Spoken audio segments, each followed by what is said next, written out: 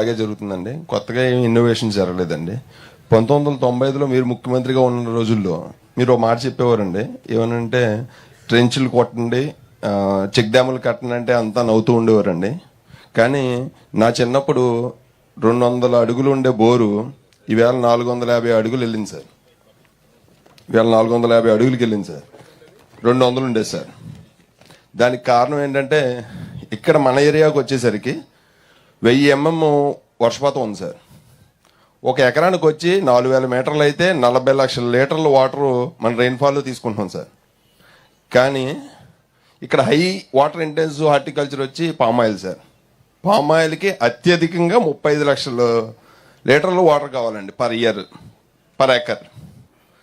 కానీ ఇక్కడ ఏం చేస్తున్నారంటే అండి, ఈ రెయిన్ఫాల్ ఏమవుతుందంటే స్ట్రీమ్స్ అయ్యి, స్ట్రీమ్ నుంచి మళ్ళీ కాలువలు అయ్యి, కాలువల నుంచి మురికి కాలువలు అయ్యి, మురికి కాలువ నుంచి సముద్రంలోకి వెళ్ళిపోతుంది సార్.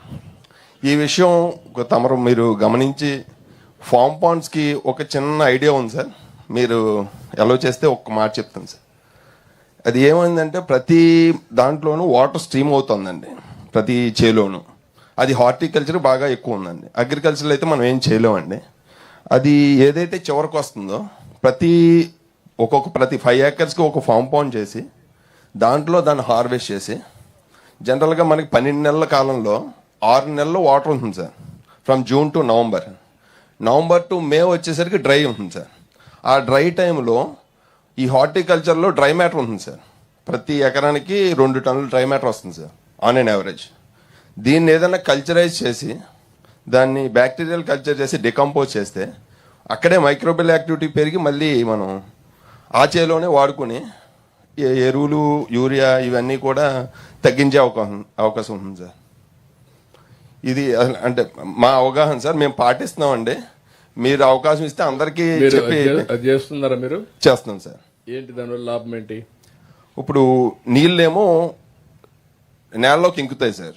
సో వాటర్ టేబుల్ పెరుగుతుంది సార్, నెంబర్ 1. నెంబర్ 2 వచ్చి మైక్రోబియల్ యాక్టివిటీ పెరిగిన ఎరువు మన వాటికే పనిచేస్తుంది సార్, మన చేనుకే పని. ఎంతవరకు ఎరువుల వాడకం తగ్గుతా ఉంది, ఖర్చు తగ్గుతా ఉంది దానివల్ల?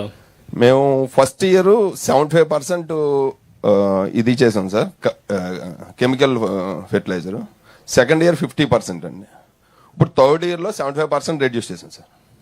25% వాడుతున్నారు ఇప్పుడు 25% వాడుతున్నాం సార్. అంటే ఒకేసారి తగ్గిస్తే ఈల్డ్ మీద ఇంపాక్ట్ అవుతుందని చెప్పేసి.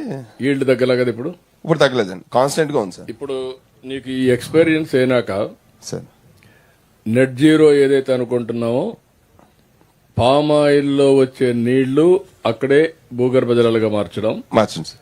అక్కడి నుంచి వచ్చే వేస్ట్ అంతా కూడా పామాయిల్లో వచ్చే అన్ని కూడా తీసుకొని మళ్ళా భూమిలో వేయడం, అవును సార్, మగ్గబెట్టి. ఇది చేస్తే చాలా వరకు ఎరువులు తగ్గిపోతాయి.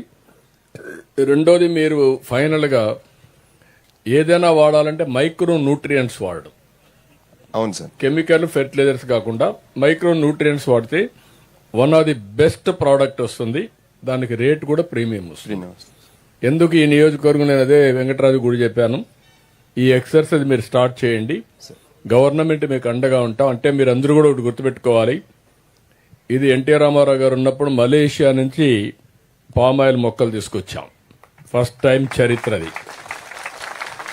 తర్వాత నేను ముఖ్యమంత్రి అయిన తర్వాత 1-2 సార్లు రేట్లు పడిపోతే సబ్సిడీ ఇచ్చాం.